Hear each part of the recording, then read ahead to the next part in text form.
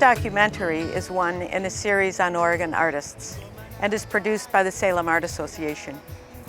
The series, Preservation of Oregon's Artistic Heritage, provides documentation on how some of the state's leading artists have gone about their creative lives. Each video features an individual who has created art in Oregon for at least a generation and who at the time of filming was still active in art making. Each film is complete on its own, yet each is a part of the ongoing series of artist profiles. At the same time, a website has been created for the project to provide classroom curriculum and ideas for teachers and students statewide. The Preservation of Oregon's Artistic Heritage Project is thus of interest to a variety of audiences.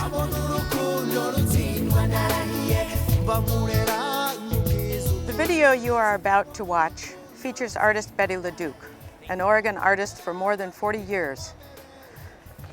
Her home and studio are located in the hills of Ashland in the southwest part of the state. The first chapter of this film, entitled Art Reflecting Life, documents LaDuke's creative development from the beginning in the Bronx in the 30s and 40s to current works completed in Ashland. The second chapter, filmed in Rwanda, describes the unique relationship between the artist and Heifer International, a not-for-profit organization dedicated to work with communities to end hunger and poverty and to care for the earth.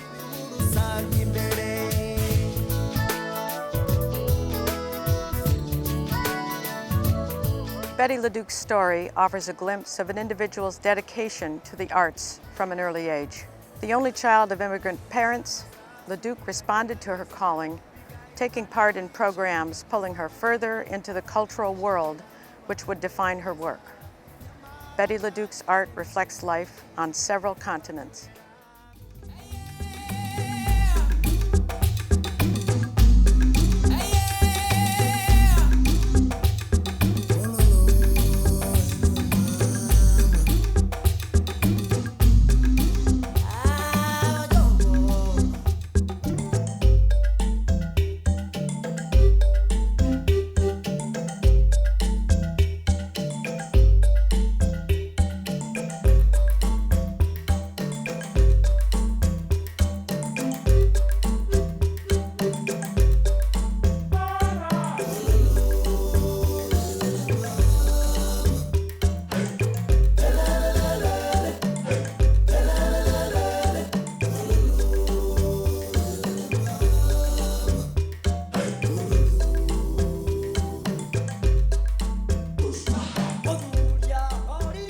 I think at first I really look at the splotches and the splashes and the marks and then let them talk to me a little bit.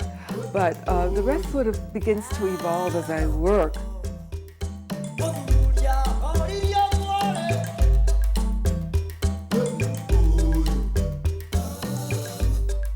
And it's like a game, you do a little bit each day and you look back and you look forward and you just don't quite know, but you're playing around.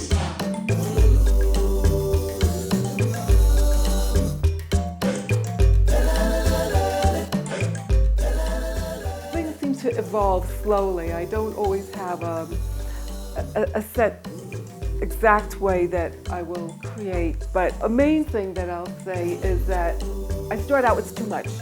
I mess it up. When you see me start, it's a big mess. And I let everything happen that's gonna happen. I don't hold back. All my fantasy, all my mess, all my everything. But what's great about acrylics is you can rework it. You can refine it. You can take your time. You can paint over it. And you can just make it come alive slowly in your own way. But in order to find your own way, you sort of have to let it germinate and just let a lot happen. And this is the way these paintings get resolved. Growing up in the Bronx is a world apart from Oregon. What I remember most is about the house, about the tenement house, was that it was 4 floors, walk up. And we lived on the 3rd floor, so you're always carrying everything up, everything down, including your garbage. There were no facilities in those days, and I think when I started out as a kid, there was even the ice was brought up for the refrigerator. That was it, you know, and so on. And milk came in a glass bottle with a cream on top. What was interesting is you could tell the day of the week. You knew what was being cooked, what was cooking, because we were either Italian, Irish, Jewish. It was this kind of an ethnic mix, and everyone had their own foods, and you can just smell it all in the hallways. And Fridays was gefilte fish from some of the Jewish families, and then the Italian sauces were just wonderful.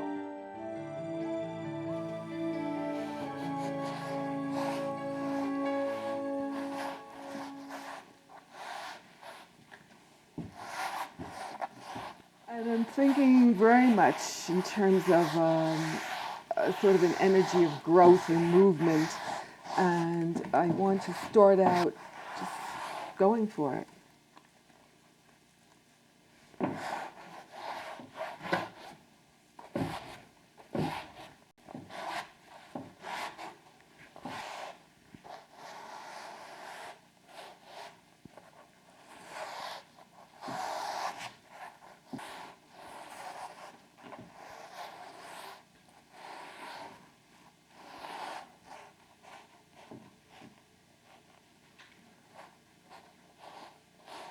My parents had come from Russia and Poland and married in the Bronx, but their childhood was in Europe, and that was so for a lot of the folks there. So there was a sort of a sharing and an awareness of differences. What I remember was we had a jump rope. My dad gave me a jump rope, and big jump rope games during recess was fun. But the school was good. We were all a mixture. But art wasn't a big thing. Art was usually the teacher would draw a tulip on the blackboard. Can you imagine? And have us copy the tulip, and who could copy it best was a good artist. But it all changed gradually when I went to summer camp. My mother was a union member, and through the union, she learned of the summer camp that was interracial and co-ed in New Jersey and not very expensive. And it was called, appropriately, Workers' Children's Camp, or WOCHICA. And it was just absolutely wonderful. It was hard to be away from home as the only child at age 9, first time, you know, and so on. But after that, I looked forward to it, and it just opened me up in many ways in terms of a broader view than the Bronx could offer, and exposed to great people. Art was an activity that we had, I think every day you could do it for an hour or something like that. And some of it was just really hokey pokey stuff, like making Uncle Sam's hats out of paper mache that would be savings banks. But I remember walking around with a board and a big sheet of paper and beginning to draw trees and loving trees and just looking at nature and connecting with the sun, connecting with poetry. That was also an experience in terms of poetry, singing songs, having a sense of just a broader concept of the world and so on. And many visitors came to the camp, and I will proudly say people like Pete Seeger came and sang songs with us. And one of my great all-time heroes is someone like Paul Robeson. Can you imagine me holding Paul Robeson's hand as a 9-year-old? And you know, how could you forget that?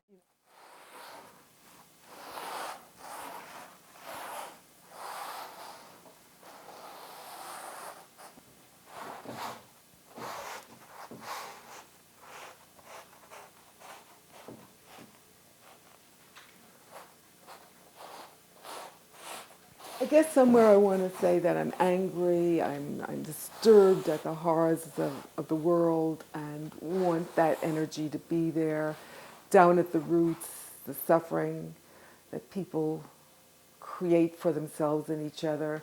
And then somewhere something has to move forward, and I don't know if this is going to be a feminine energy and a large mother, Madonna figure. I don't know what she will embrace and hold. And then somewhere too, the sense of bird rhythm movement, a sense of freedom. So I don't truly know yet what all will happen and how many other little scenes I want in the background of animals integrated. Or I will have a tree with branches, with stuff hidden in the branches. But I guess somewhere I like a main gesture, a main movement to sort of begin with, to fight with and to sort of hold or contain it. But it's hard to know, and it takes time to move on. So this is kind of like step number one.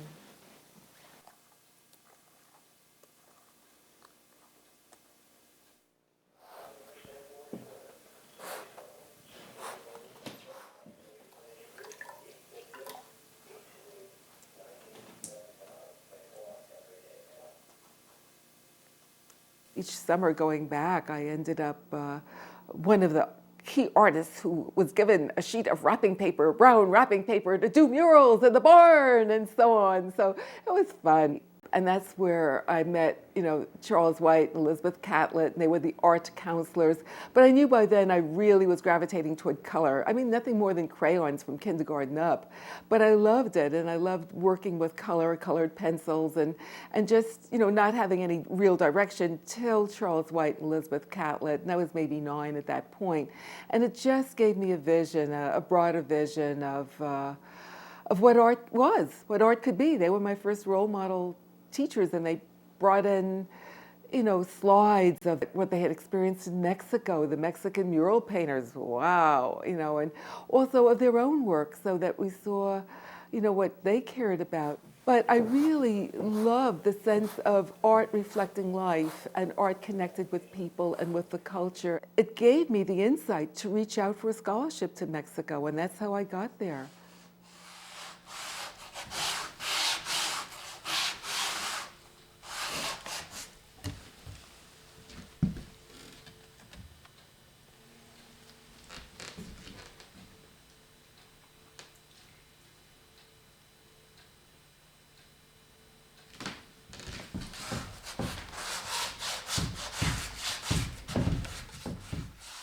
There's so much one can say about one's parents, but and for me, my mom was like very, very special. My dad was really supportive and kind, and he was there.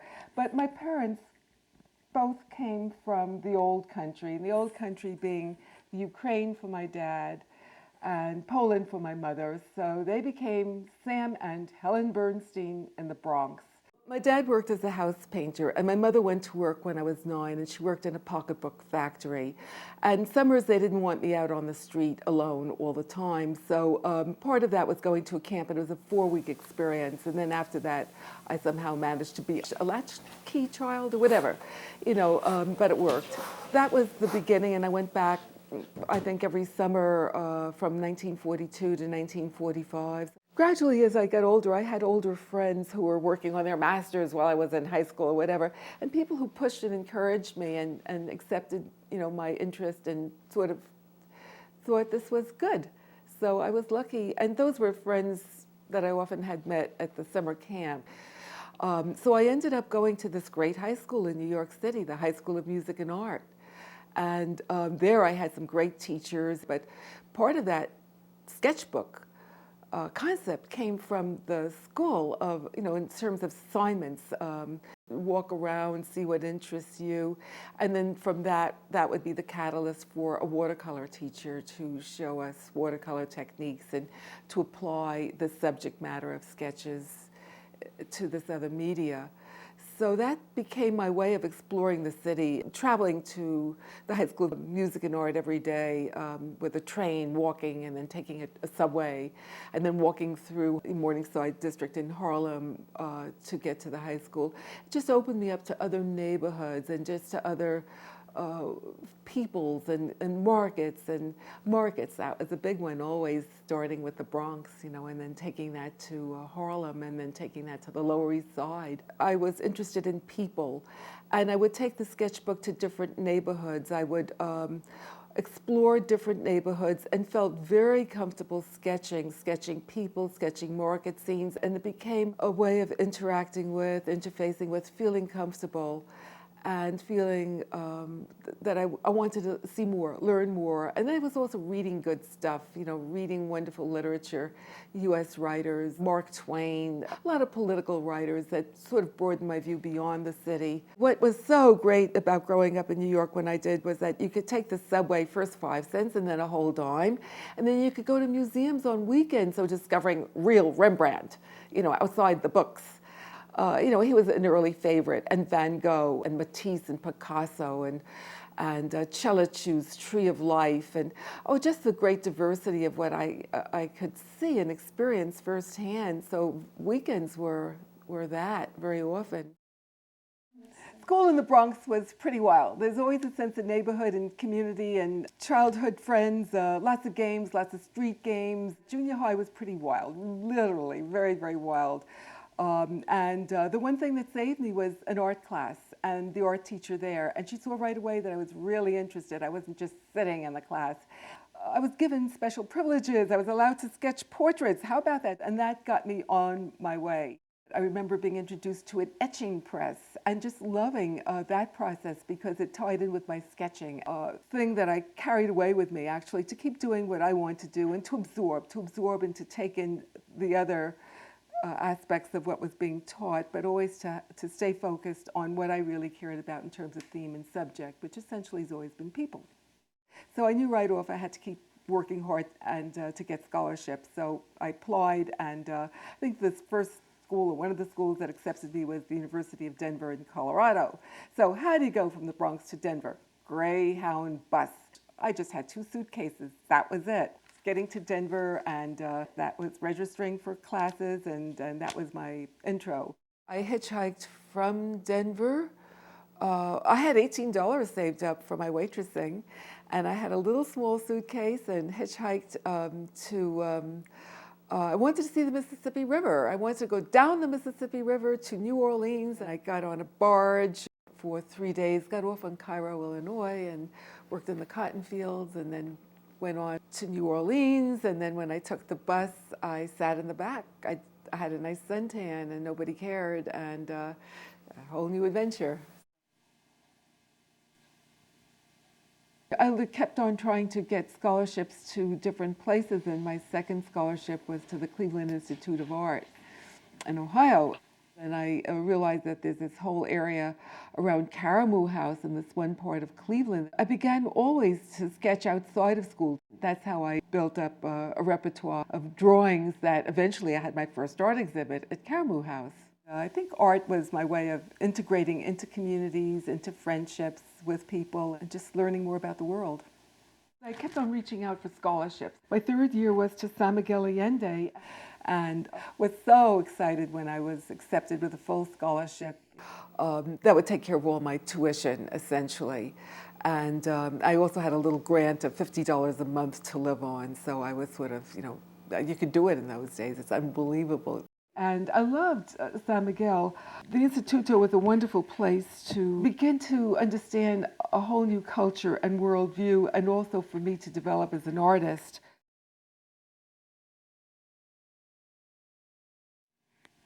Well, somewhere I'm not really sure exactly, but I think I feel sort of the observer, the Madonna, the mother of time, past and present and future, kind of there, and embracing energy, and the sorrow down below. And I don't know yet the forms and the shapes and the sort of hope emerging. I don't know. I need to play and just let it go and make marks and make it very beautiful at one point, and very, very ugly. It's like, it has to go through some very ugly stages. So it's like a dance. You sort of keep going as much as you can, and then you stop, and then you come back another day. But, you just sort of play with it and then get a sense of positive, negative space. But it takes a while. You have to sort of like it and then hate it. And I always, sort of think of like a child being born, it's not pretty when you start. You have to take that risk. Where you get rooted, and then you sort of fly, and then you sort of come back down to earth, and you kind of work with a range of emotions, and you don't even quite know yet the total form. What was so interesting is my third year living with the indigenous Otomi people. That was a whole new life view. But being asked to paint murals in indigenous schools, in order to be paid for my work as a mural painter, we had to change my name, first of all, from Betty Bernstein to Pedro Bernardino.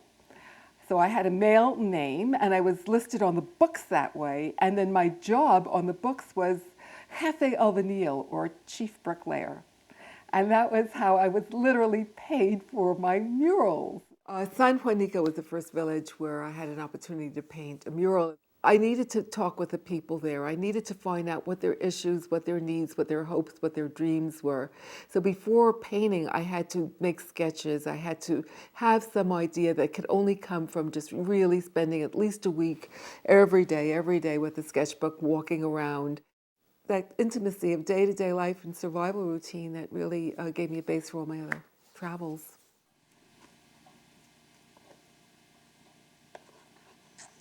So somewhere too, there's a whole need to cover up the canvas a lot because I guess I like a sense of building up a surface and letting the forms emerge almost sculpture-like. So sometimes I have to cover up the lovely frame, the lovely gestures, and refine them several times over. But it does take a certain kind of building up and making a mess.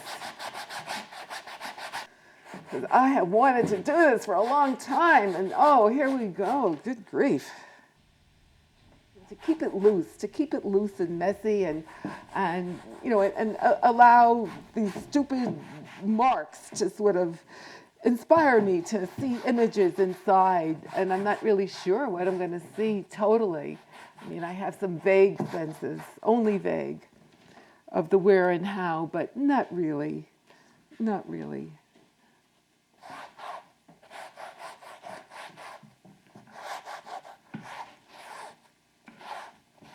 I think what I grew up with in terms of my own education in the States was art is art, and it's always separated from the human being and the life that feeds into that art. And I think one of the major things I learned from the women's movement is you consider the whole person and how that whole person relates to the creative process. And obviously, you know, when I was beginning to teach on the college level, there was so little information about women artists. So that when I went out to do my research in Latin America and in Asia even earlier and in Africa, I was interested in what's this woman's life like? How does she do it? What's her daily life like? Cooking and kids, and how does that feed into the stories she tells through her art and what her art is for and how it serves her, her family, or her community. So I wanted the whole picture, the whole experience, and that was important to get and to share. Leaving Mexico was hard, but I somehow knew that I had to move on with my life and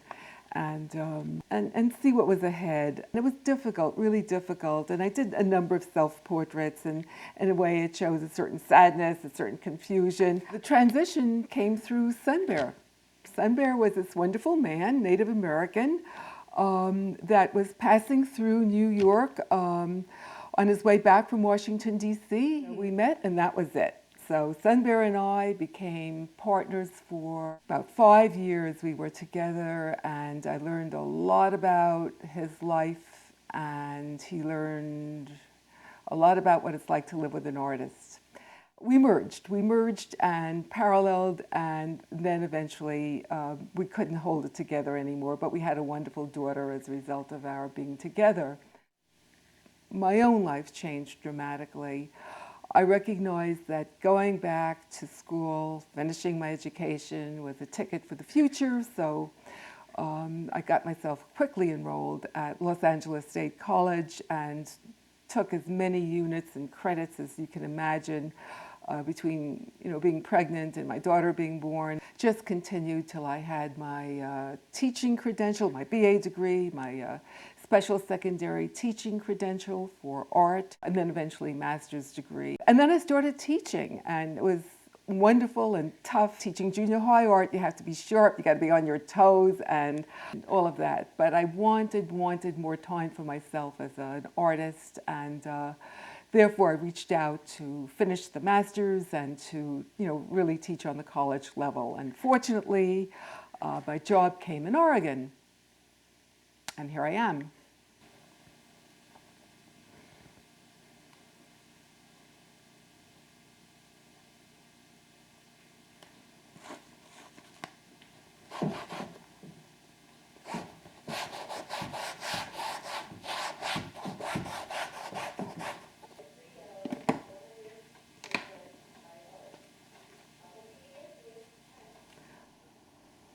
I came up to Oregon in 1964, and that was a most amazing experience. My first job, college teaching, Southern Oregon State College, and I was really looking forward to it. But I didn't realize what a traumatic change it would be to come up alone with a child. First, because my first college teaching job, how exciting.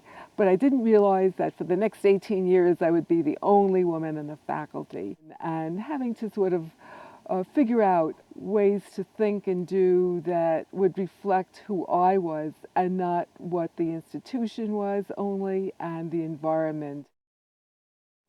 Oregon, trees, cows, goats, and scarcity of people. I mean, that was a whole another world that was so unlike anything I had ever experienced.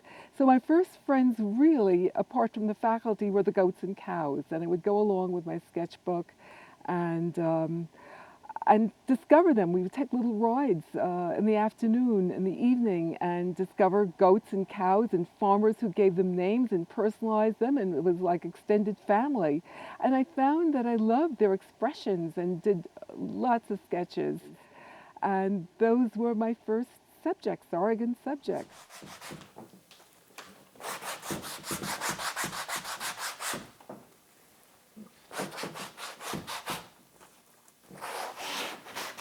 Things evolved wonderfully, and my new life started when, within a year, I met Peter Westergaard. It's the second great love of my life, and it's a love that's lasted 40 years. And he and I married July 14th, 1965, and built this great home together. Slowly, we began camping almost every weekend in the summer. We would go to some lake, some river, the ocean. What also went with me, apart from Winona and later on her brother Jason, was my sketchbook. I would watch the waves and see the waves as just huge masculine, feminine forms interacting, a dialogue between people reaching out toward one another. So the sense of family was a sense of connectiveness with land and the sense of importance of relationship and being together. The gateway to my soul actually became looking at Oregon, the landscape, seeing myself, my family, and the broadness of life there. So many, many paintings came out of this experience.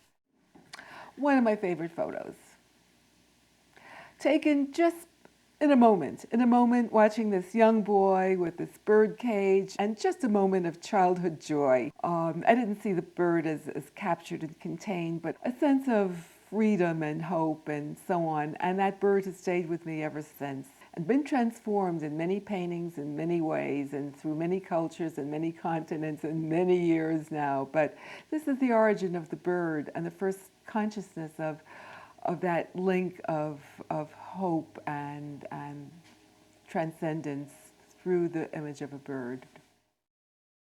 One of the great things about teaching is sabbaticals, and in 1972 I had a whole year off, that option, with half my pay, so it wasn't so bad, but I had to do something. I had to do something creative, and Peter said, do something challenging. And I thought, I have no experience in India. I needed to see that source of Hinduism, of spirituality. I needed to see temples along the way. It was an amazing experience. It was frightening and exciting and hard to be alone. I couldn't hardly use my sketchbook then, if you want to know. I just couldn't. It was so much to absorb that I would use my sketchbook in a different way. It was like at night. At night I would say, what are the key experiences? And I would try to do maybe 3-4 sketches every night of the major impact during the day. Because during the day, I think I hung around with my mouth open a lot. It was just awesome. And I also saw cows in India, the ubiquitous cow, an important theme in many of the early paintings that I did. Almost every year after this experience, I have traveled from Asia, Africa, Latin America, and going for myself as an artist, but then in due time going also to research and to understand what it's like for other women artists, how they function, what they're creating, why they're creating it, how it relates to their community. In the 1980s, I had just come back from Papua New Guinea, Borneo, and India, and I had a great grant to do that. Actually, it was National Endowment for the Humanities. I had applied and got a wonderful grant to focus on women and their art. That was the first big grant I got. So literally, I wrote the grant and I said, this is what I want to do. I want to go to Borneo, to Sulawesi, which is part of Indonesia, and to India, because I'd found literature about women artists in all these three regions just enough to pique my curiosity, and I wanted to see it firsthand. And then the next series of intrigue became Latin America, because friends gave me little gifts from their trips, from their return trips. And so with these clues, I decided to trace the story and the role of women, what it meant to have this form of expression and how it helped them. And then my friends, like Lois Maylou Jones, African-American artist, she said, go to Africa. Time you went to Africa. I started West Africa. I started Nigeria. First time I was just blown away by the women artists there. I think the major experiences I had that were really aesthetically important for me, I would say India was one of them, the first one in terms of color. Passion for color and texture sort of started with India.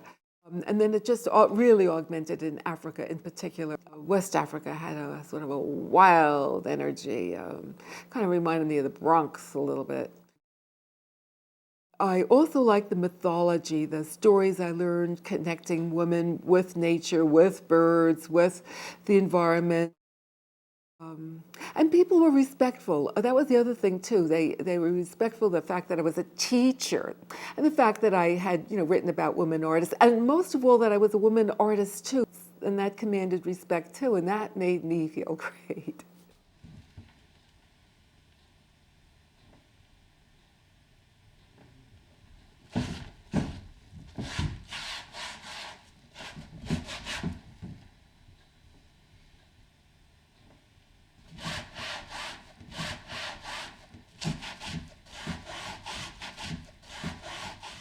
Heifer International has been a real joy to work with. Working with Heifer has tied together the many strands of the things I started to do earlier and picked up on and sort of found an encompassing way to share through this organization. One of the great things that happens when you retire from full-time teaching is you have to set your own daily routine and figure out what it is that you want to do that's meaningful. So for a number of years, I had no problem. I was going to Eritrea. And I spent a lot of years learning about war and peace in this tiny African nation of Eritrea. And actually was there during a time of war and visited war camps and so on. But then I was finished with this whole series of paintings. I had to do something else, something new. And I learned that Heifer International was offering a tour to Rwanda. My first trip was to Rwanda, but we're going to talk about my third trip with Heifer, Peru. In Peru, I found that all the joy that I had experienced years back in Latin America, looking at women's art, was coming to fruition in another way. And now I was seeing active projects that involved animals and whole communities, their sense of self-identity, culture, cultural patterning, fabrics, textiles, and a way of life that started out, in terms of my observations, way back with the indigenous Otomi people in Mexico in 1953. So here, almost 50 years later, I'm re-experiencing a lot of indigenous communities in Latin America.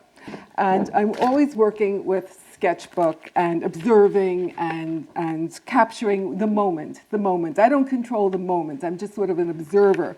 And I sketch and I select out the particular theme, and in this case it's the passing on the gift of the firstborn alpaca. And this was an amazing event where there were 52 families passing on 102 alpacas.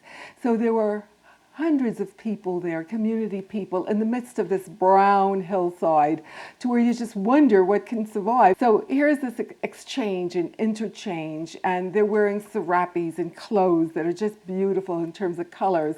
And to celebrate, they're throwing confetti. So here I have all these pink pastel colors that I never thought I'd use in my life, but here we are, just this joy of the moment. I allow things to happen, things that I can't explain literally. So this is how this painting evolves.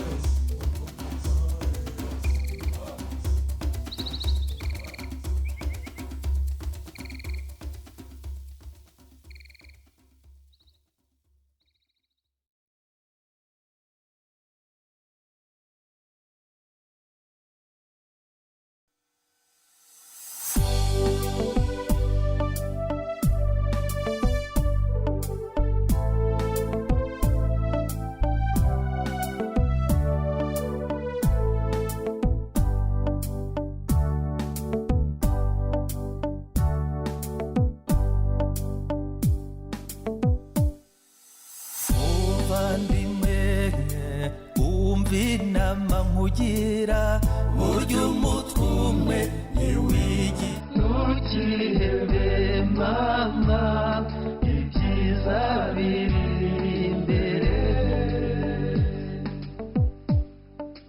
muvandimwe wumva inama nkugira burya umutwe umwe ntiwigira inama ntukihebe mama ibyiza biri imbere twahuye n'ibizazane byinshi guhora twigunze nkaho nta kirengera guhorana agahinda kadashira guhorana amarira menshi mu maso ihorere mama ihorere shenge ihorere mama ihorere shenge.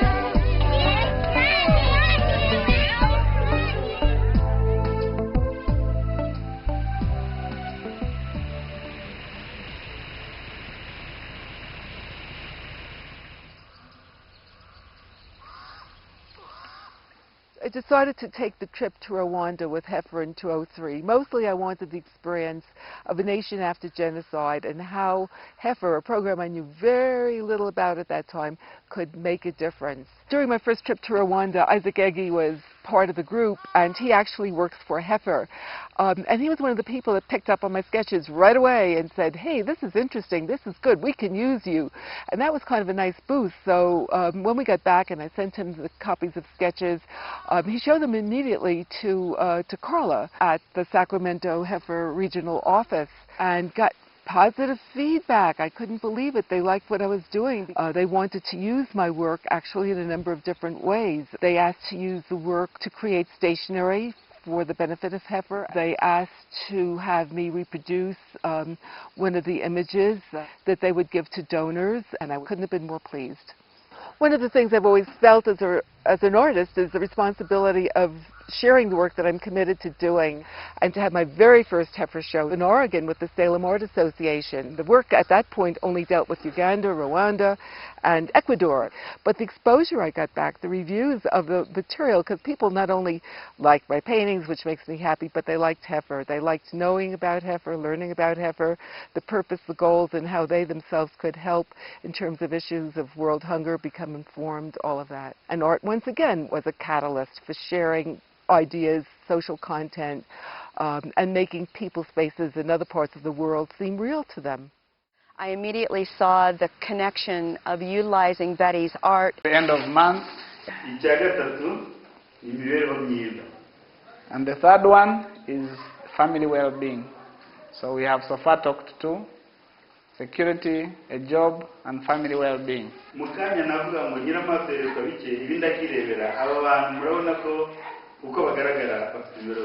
And when he talks family well-being, look around and you'll be able to know what he's saying.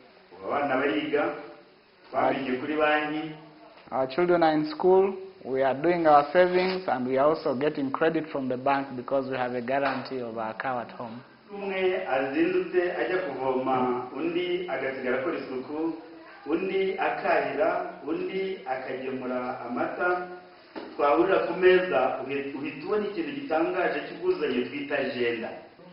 are talking about the input of every family member. If I go to fetch water, you go to fetch firewood, someone takes care of the cow, the other one takes care of something else. We are talking about gender balance. So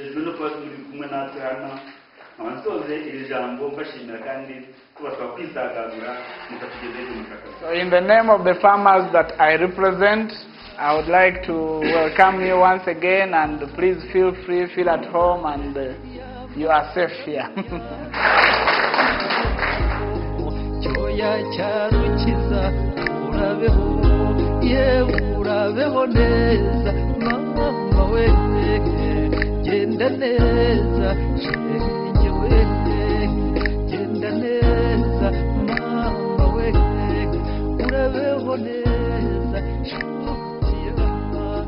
When I sketch, it varies. No two situations are exactly the same. Sometimes I'm totally at ease and just focused on the people and their faces. And sometimes it's better if I'm a little distant from them and they're not that aware that I'm drawing them. Other times they're right in my face and they know that I'm drawing them and they don't mind and they're happy with it. Sometimes they flee, they run the other way. So I've got the nose of one person and the ear of a child. But lots of times I just enjoy having the time and when there's no pressure, just developing the sketch and making it a complete thing at the moment rather than going back into it.